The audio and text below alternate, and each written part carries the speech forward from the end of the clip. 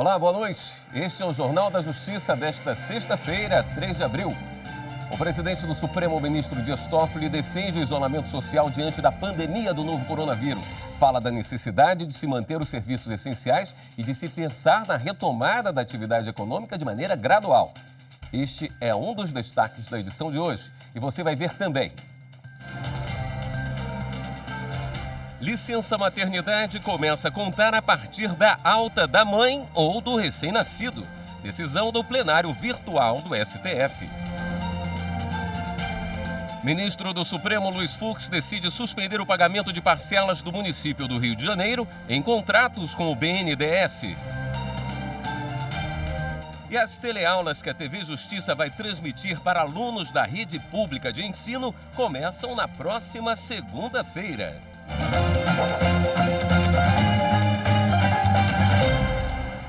O presidente do Supremo Tribunal Federal e do Conselho Nacional de Justiça, ministro Dias Toffoli, participou hoje de um seminário online promovido pelo Jota, um site especializado na cobertura do judiciário.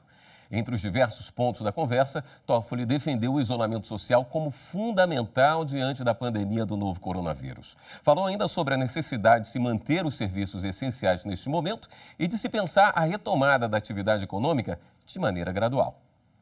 A humanidade não vai ficar o resto da vida dentro de casa.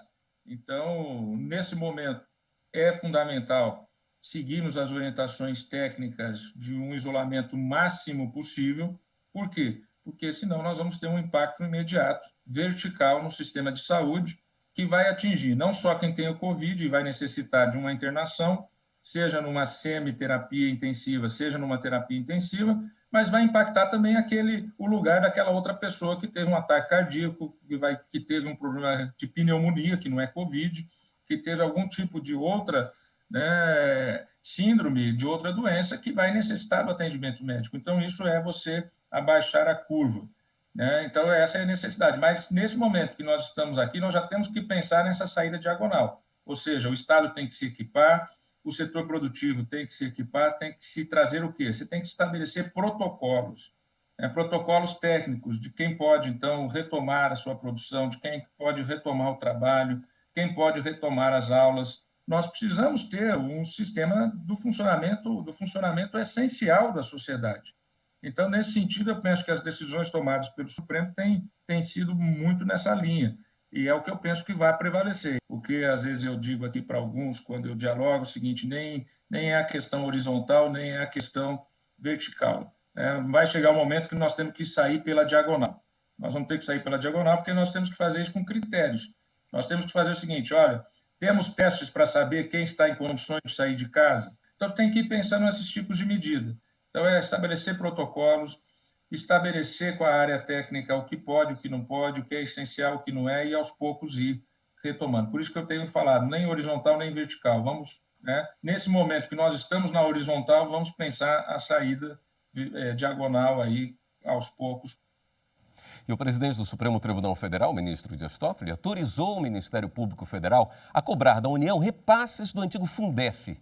O governo federal foi sentenciado em ação civil pública a complementar valores do fundo destinado ao ensino fundamental entre 1998 e 2006. O dinheiro deve ser repassado a estados e municípios. Toffoli derrubou uma decisão liminar do Tribunal Regional Federal da Terceira Região de 2017, que impedia a execução dessa cobrança. O Fundef foi precursor do atual Fundeb, fundo que reúne verbas para o ensino básico. O Supremo Tribunal Federal decidiu que licença maternidade começa a contar a partir da alta da mãe ou do recém-nascido do hospital.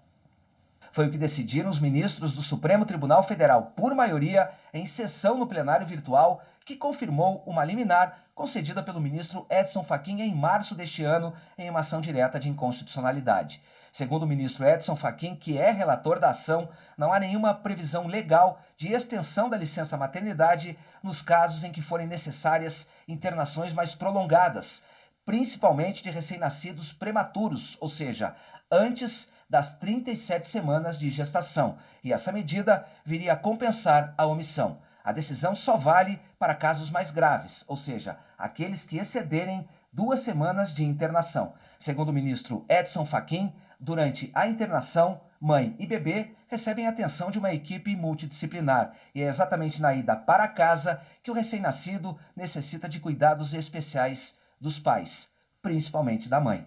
A ação direta de inconstitucionalidade foi apresentada pelo partido Solidariedade e essa decisão terá reflexo também no início do pagamento do salário maternidade. Mantido o prazo para a filiação partidária e desincompatibilização para as eleições deste ano, que termina amanhã. A decisão é da ministra Rosa Weber, do Supremo, que negou medida liminar numa ação direta de inconstitucionalidade. A ação do Partido Progressista pedia suspensão por 30 dias do prazo de filiação partidária. Para a ministra, não ficou demonstrado que a situação decorrente da pandemia de coronavírus possa violar o Estado democrático de direito. O vice-presidente do Supremo Tribunal Federal, ministro Luiz Fux, suspendeu o pagamento de parcelas do município do Rio de Janeiro em contratos com o BNDES. Esse dinheiro deve ser aplicado agora em ações de combate à pandemia do novo coronavírus. Sobre isso, conversamos com a nossa consultora jurídica, Karina Zucolotto. Oi, Karina, boa noite. Olá, William, boa noite para você, boa noite a todos que nos assistem. Exatamente, o ministro, numa liminar concedida, garantiu ao município que ele não tem que pagar essas parcelas por enquanto, justamente para que esses valores sejam destinados única e exclusivamente ao custeio das despesas relacionadas a essa pandemia do coronavírus. O ministro destacou ainda que o município teria alegado que teve que fazer um reajuste, uma realocação no seu orçamento de forma emergencial para cobrir essas despesas que chamou de extraordinárias em razão da pandemia do coronavírus e que a situação lá é bastante grave na medida em que houve uma queda na arrecadação fiscal, seja em relação na arrecadação de tributos, seja em relação a transferências constitucionais e mesmo royalties do petróleo. O ministro Luiz Fux considerou estarem presentes os requisitos para a concessão da medida liminar. Um deles, a plausibilidade do pedido, no sentido de que, se o município continuasse tendo que pagar essas parcelas dos contratos de financiamento junto ao BNDES, que é garantido pela União, deixaria de implementar os seus esforços no combate à pandemia do coronavírus, o que seria altamente prejudicial. E ainda a possibilidade de um risco de dano irreversível ou irreparável, já que, caso ficasse inadimplente, não tendo recursos para pagar e cumprir e honrar o pagamento dessas parcelas, poderia ser inscrito no cadastro de inadimplentes e, com isso, deixar de receber, deixar de haver o repasse de verbas federais, o que seria bastante temerário para o momento em que se vive todos os entes da federação. E o ministro Gilmar Mendes também deferiu a medida liminar para autorizar o estado de Goiás a suspender também o pagamento de parcelas da dívida que tem com a União e com bancos públicos. O ministro Gilmar Mendes já havia deferido esse pedido no ano passado ao estado de Goiás, condicionando que ele apresentasse um plano de recuperação de ajuste de contas. Mas agora deferiu ele prorrogou por mais 180 dias, por entender que agora a medida tem um caráter humanitário. E o ministro Gilmar Mendes acabou lembrando decisões da semana passada do ministro Alexandre de Moraes, que também deferiu liminares, suspendendo pelo prazo de 180 dias a dívida de diversos estados da federação com a União, justamente para que esse valor das parcelas sejam destinados ao custeio com o gasto da saúde pública e combate, na verdade, para que ele seja aplicado na prevenção, contenção e combate à pandemia do coronavírus. Com essas decisões liminares garantindo a suspensão desses pagamentos, a União não pode aplicar as penalidades a esses estados decorrentes do inadimplemento, da mora, do atraso nesses pagamentos. E quais seriam essas penalidades? A possibilidade de retenção dos valores devidos junto aos cofres estaduais, o vencimento antecipado dessas dívidas ou o bloqueio de recebimento de quaisquer transferências de verbas federais a esses estados. Essas são as decisões do Supremo que nós temos para essa semana, para hoje, nessa sexta-feira. E a segunda-feira a gente volta com mais notícias. William, é com você. Muito obrigado pelas suas informações, Karina. Com a pandemia, juízes de todo o país trabalham em casa e fazem de tudo para que a população não fique sem justiça. A tecnologia é imprescindível, mas o conhecimento do juiz é insubstituível. Estou aqui para dizer que, apesar da pandemia, do coronavírus, o Judiciário não parou. Nós, juízes, estamos trabalhando para atender a todos os pedidos que chegam até nós. Estou aqui no meu home office, na minha casa, despachando os processos, assinando alvarás, enfim, fazendo tudo aquilo que chega para nós. Infelizmente, as audiências presenciais estão suspensas, mas todos os demais serviços estão sendo normalmente prestados. Eu e meus colegas juízes estamos fazendo de tudo para que os menores impactos sejam sofridos pela população. Quero dizer que a sociedade mato-grossense pode contar conosco, com os seus juízes. O Brasil pode contar com os juízes. Nós estamos aqui para atendê-los e para fazer isso da melhor forma possível. É isso aí, minha gente. Hashtag o Judiciário não para. Daqui a pouco, o ministro Marco Aurélio do Supremo nega ações contra a medida provisória do presidente da República que altera regras de contrato de trabalho durante a pandemia. E a TV Justiça começa a exibir a partir de hoje programas especiais sobre o aniversário de Brasília, que vai ser comemorado no dia 21 deste mês. Vamos mostrar a história de personagens importantes para a capital federal, como Brasiliano Pereira da Silva. Você vai ver em instantes. Justiça é tratar o outro com igualdade, sem discriminação, sem fazer distinção das pessoas.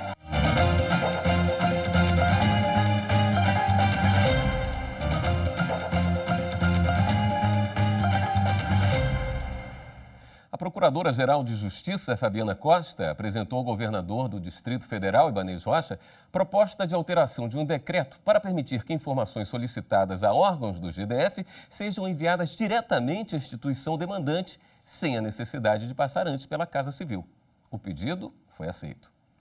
O governo do Distrito Federal atendeu ao pedido do Ministério Público do DF e editou um novo decreto que altera a edição anterior, permitindo que os pedidos de informações ou as respostas a ofícios encaminhados a órgãos do GDF sejam enviados diretamente à instituição demandante.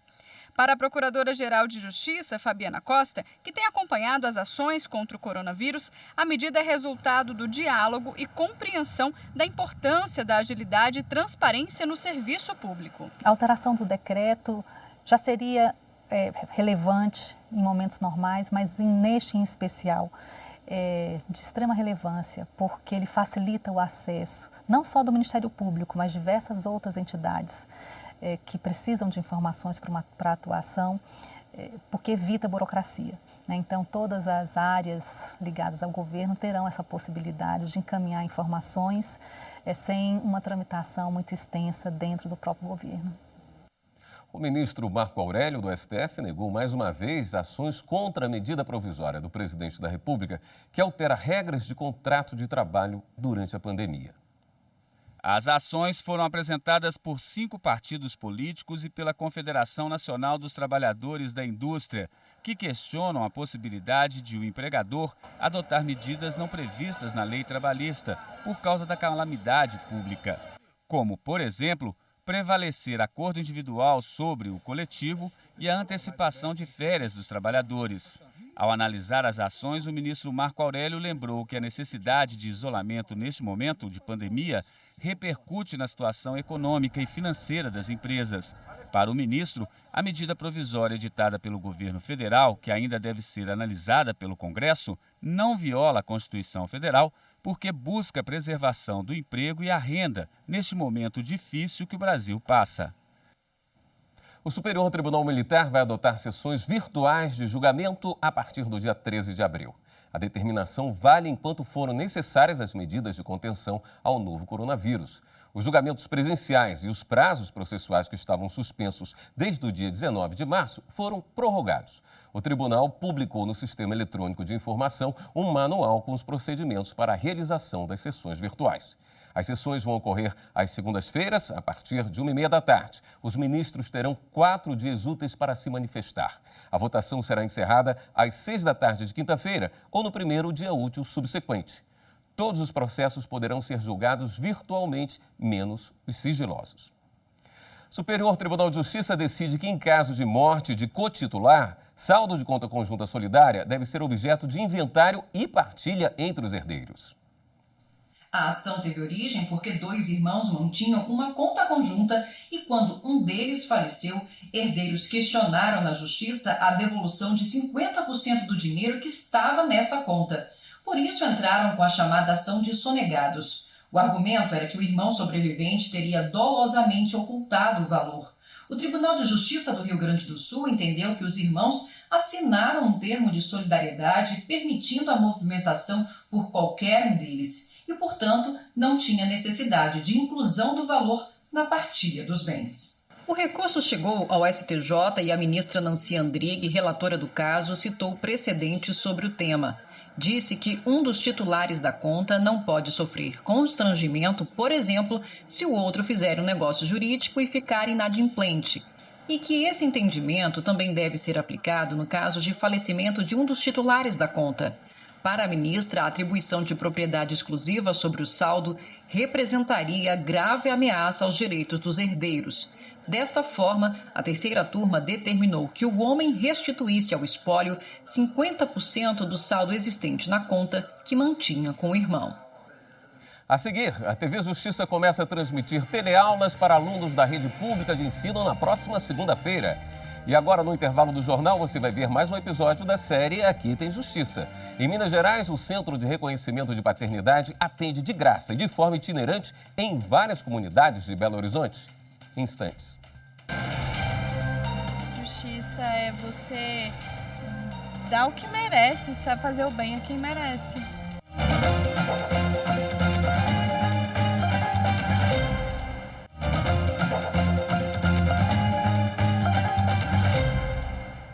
O Ministério da Saúde divulgou há pouco os números atualizados do novo coronavírus no Brasil. Já são 9.056 infectados, com 359 mortes. Ontem eram 299 mortes e 7.910 casos de Covid-19. Não há registro de óbitos apenas no Acre, Amapá, Roraima e Tocantins. Essa notícia agora é de utilidade pública para caminhoneiros e motoristas em geral. A Polícia Rodoviária mapeou estabelecimentos comerciais nas rodovias de todo o país para que sirvam de ponto de apoio para quem for viajar.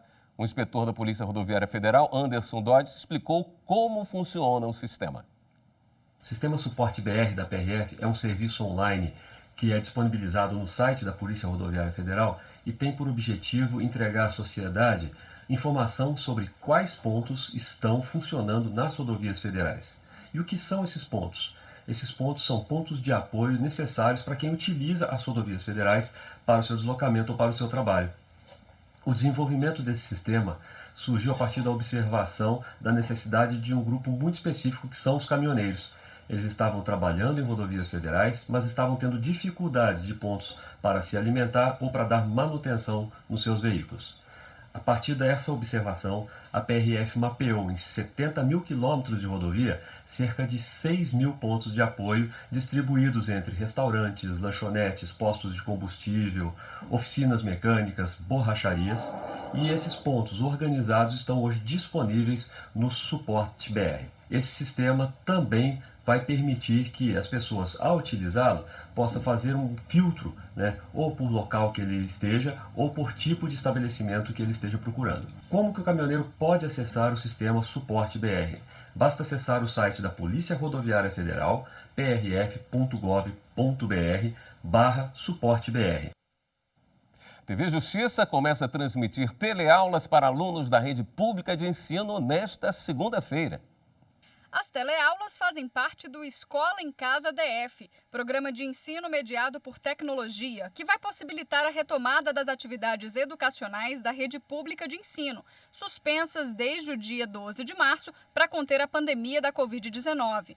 Para o assessor especial da Secretaria de Educação do DF, David Nogueira, as teleaulas são uma forma de manter o vínculo com os estudantes neste período. Muitos professores estão gravando de casa com seus telefones celulares. Então, a nossa preocupação não é uma preocupação técnica ou estética. A nossa preocupação aqui é, primeiro, manter esse vínculo com os nossos estudantes. Segundo, oferecer um conteúdo de qualidade para esses estudantes. Então, por mais que às vezes a técnica e a aparência daquilo não seja o que estamos acostumados a ver na televisão. O que importa é que a gente mantenha esse vínculo, assista às aulas e consiga pensar um pouco a cada dia, às vezes 15 minutos, às vezes meia hora, sobre conteúdos e temas que são relevantes para esses estudantes. Primeiro, as atividades vão ser mediadas pela televisão, depois, gradativamente, por outras plataformas, para chegar ao máximo de estudantes de todas as etapas de ensino. Na segunda-feira, a partir das 9 da manhã, a TV Justiça vai iniciar a transmissão das aulas diárias com conteúdo organizado para atender as diversas etapas e modalidades de ensino abrangidas pela rede. As aulas foram produzidas ou selecionadas pela Secretaria de Educação. Vai ter conteúdo para a educação precoce, para os centros de educação especial, educação infantil, anos iniciais e finais do ensino fundamental, ensino médio em tempo integral, educação de jovens e adultos, educação profissional e ainda educação física em movimento. A Justiça de Curitiba determinou o bloqueio de 18 milhões de reais do Partido dos Trabalhadores por fraude na sede da Petrobras. Veja essa e outras decisões dos tribunais estaduais com a repórter Fernanda Porto. Além do bloqueio de 18 milhões de reais, a determinação impõe a constrição de 400 milhões a marqueteiros, empreiteiros e construtoras. A decisão se dá no âmbito da Operação Lava Jato por supostas fraudes na sede da Petrobras em Salvador. No Rio Grande do Sul, a Justiça manteve proibição do corte de água por falta de pagamento em Porto Alegre. O desembargador responsável pelo caso entendeu que durante o período de quarentena para a contenção da Covid-19 é fundamental que todos tenham acesso à água para a higienização. O mesmo entendimento foi aplicado em São Paulo. A Justiça proibiu o corte no fornecimento de água, internet, telefone e também gás. Ainda em São Paulo, a Justiça aceitou o pedido feito pelo governo do estado para suspender diversas medidas sanitárias no sistema carcerário. Isso porque não há indícios que o estado esteja sendo omisso nos cuidados nos presídios nessa época de coronavírus.